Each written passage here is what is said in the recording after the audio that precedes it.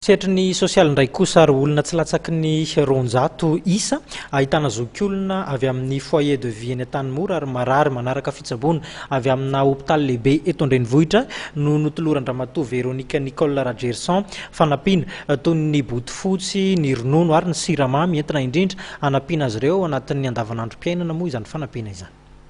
Na tsiary manokana ireo olona marary mafy tetỳ amin'ny hôpitaly Mpifelatana ramatoa Véronique Nicole Radgerson tamin'ity akatoko ny fetiny iray sy akatoko ny fankalazana ny fety fahaleovantena malagasy ity.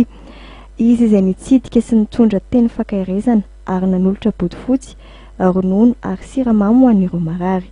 Notsongaina manokana moa ireo ao anatin'ny fahasahiranana raha ny fanazavany.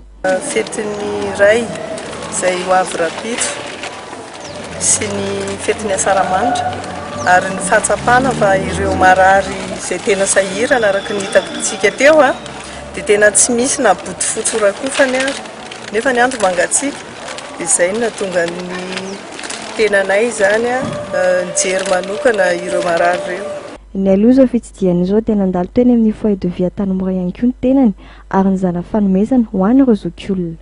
Tany amin'ny foyer de vie nisan'izay nitsidianay ihany koa teo dia efa tsy manana fianakaviana mpikarakara intsony ka dia ka nampalahelo anay zany izay zavatra izay satria ny ririnina ho avy, ny fety ho avy, anisan'ny olona tsisy mpijery tsony ireo olona ireo dia tonga ny tenanay zany nanatanteraka ny anjara biriky izay vitanay.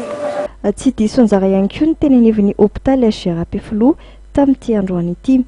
Toy ny tiatsika ara-tsosialy ity dia mikasa hijery manokana ireo ankizy Véronique Nicole Radgerson, izy izay nanambara fa ny lafiny sosialy no fototra ny fampandrosoana ny tanàna.